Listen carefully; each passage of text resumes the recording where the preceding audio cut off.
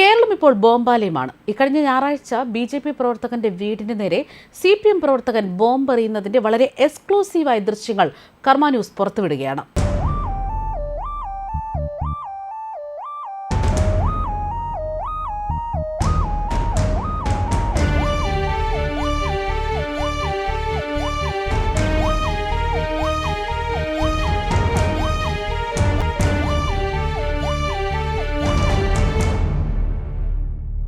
കണ്ടല്ലോ, തലശ്ശേരി ന്യൂ മാഹി കുറിച്ചിയിലാണ് ഈ ബോംബേർ നടന്നിരിക്കുന്നത്. അതായത് മഴയൊക്കെ പെയ്തിരിക്കുന്ന സമയത്ത് വളരെ പതുങ്ങി റെയിൻകോട്ടൊക്കെ ധരിച്ച് പോക്കറ്റിലാണ് ഈ ബോംബുമായി യുവ സഖാവ്, അതായത് ന്യൂജൻ സഖാവ് എത്തുന്നത്.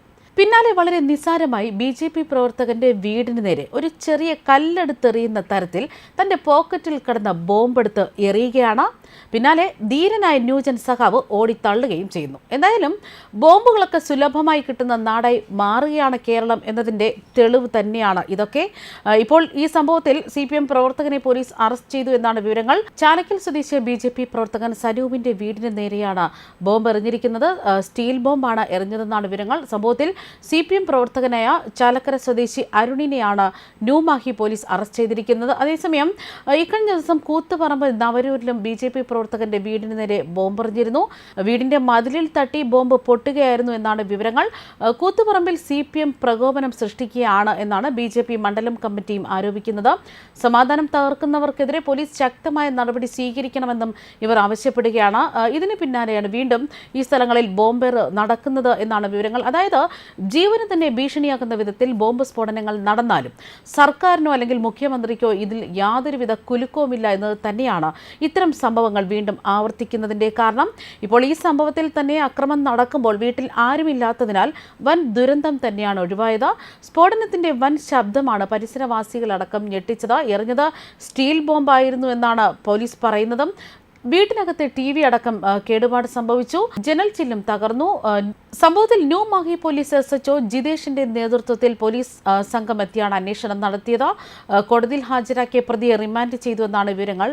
അതായത് പലപ്പോഴും രാഷ്ട്രീയ എതിരാളികളെ നിഗ്രഹിക്കാനാണ് അണിയറയിൽ ബോംബ് നിർമ്മാണമൊക്കെ നടത്തുന്നത്. കാലത്ത് ചില ബോംബ് കഥകൾ ബോധ്യപ്പെടുത്തുന്നതും അതുതന്നെയാണ്. ഇതിൽ മിക്കതും എതിരാളികളിൽ പ്രയോഗിക്കപ്പെടും മുൻപ് തന്നെ ബോംബുകൾ പൊട്ടിത്തെറിച്ചാണ് പല അപകടങ്ങളും പുറം ലോകം അറിയുന്നത്.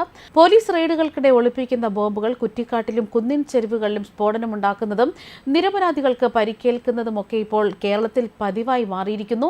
മിക്ക രാഷ്ട്രീയ കൊലപാതകങ്ങളിലും അക്രമങ്ങളിലും ബോംബുകൾ ഉപയോഗിച്ചതായി തന്നെ നമുക്ക് കാണാം. അതായത് നമുക്കറിയാം, കടകളിൽ നിന്നൊന്നും വാങ്ങാൻ കിട്ടുന്നതല്ല ബോംബ് എന്നതിനാൽ തന്നെ സ്വന്തം ആവശ്യമനുസരിച്ച് നിർമ്മിച്ചവയാണ് ഇതെന്ന് പോലീസിന് വ്യക്തമായിട്ടറിയാം. എന്നാൽ ഇതൊക്കെ കണ്ടെത്തി തടയിടാനൊന്നും പോലീസിന്റെ ഭാഗത്തുനിന്ന് യാതൊരുവിധ നടപടിയും ഉണ്ടാകുന്നില്ല. ഇത്തരം ബോംബ് സ്ഫോടനങ്ങളെയൊക്കെ പടക്കം പൊട്ടിയതെന്നൊക്കെ പറഞ്ഞ് പോലീസ് എഴുതി തള്ളുന്നതും തുടർക്കഥയാണ്. രാഷ്ട്രീയ എതിരാളികളെ നിഗ്രഹിക്കാനാണ് പലപ്പോഴും അണിയറയിൽ ബോംബ് നിർമ്മാണമൊക്കെ നടക്കുന്നത്. അതായത് ബോംബ് നിർമ്മാണം എന്നൊക്കെ പറയുന്നത് വലിയൊരു കുറ്റകൃത്യമാണ്. കണ്ണൂരിൽ തന്നെ ബോംബ് നിർമ്മാണത്തിനിടെ 10-ലധികം ആളുകൾ മരണപ്പെട്ടിട്ടുണ്ട്. ഒരുപാട് ആളുകൾക്ക് പരിക്കേൽക്കുകയും ചെയ്തിട്ടുണ്ട്. കൂടാതെ കണ്ണൂരിലെ ബോംബ് കേസുകളിൽ ഉൾപ്പെട്ടവരിൽ അധികവും യുവാക്കളാണ്, അതായത് ന്യൂജൻ സഖാക്കളാണ്. പാർട്ടി അണികളെ ബോംബ് നിർമ്മാണം പരിശീലിപ്പിച്ചത് അതത് പാർട്ടികൾ തന്നെയാണ്. രാഷ്ട്രീയത്തിന്റെ പേരിൽ പരസ്പരം പോരടിച്ച് മരിച്ചിരുന്ന നാട്ടിൽ സ്വയം രക്ഷയ്ക്കെന്ന പേരിലാണ് നേതൃത്വങ്ങൾ ചിലരെ ബോംബ് നിർമ്മാണമൊക്കെ പഠിപ്പിക്കുന്നതും അഭ്യസിപ്പിക്കുന്നതും ഒക്കെ. ഇവരിൽ നിന്ന് ഈ വിദ്യ കൈമാറിയാണ് ഇപ്പോഴത്തെ യുവാക്കളിലേക്ക് എത്തിച്ചേർന്നിരിക്കുന്നത്. ജില്ലയിലെ പ്രമുഖ പാർട്ടികൾക്കെല്ലാം ബോംബ് നിർമ്മാണ സംഘമുണ്ടായിരുന്നു. പാർട്ടി ഓഫീസുകളിൽ നിന്ന്, ഓഫീസ് പരിസരങ്ങളിൽ നിന്നെല്ലാം ബോംബുകൾ പിടികൂടിയിട്ടുണ്ട്. മിക്ക രാഷ്ട്രീയ കൊലപാതകങ്ങളിലും അക്രമങ്ങളിലും ബോംബുകൾ ഉപയോഗിച്ചതായും കണ്ടെത്തിയിട്ടുണ്ട്. അതായത് ബോംബുകളൊക്കെ കടകളിൽ നിന്ന് കിട്ടുന്നില്ല എങ്കിൽ കൂടി ഈ ബോംബ് നിർമ്മാണത്തിന് തടയിടാനൊന്നും തന്നെ പോലീസിന്റെ ശ്രമം നടക്കുന്നില്ല എന്നതും ഇത്തരം സംഭവങ്ങൾക്ക് കാരണമാണ്. ന്യൂസ് ഡെസ്ക് കർമ്മ ന്യൂസ്.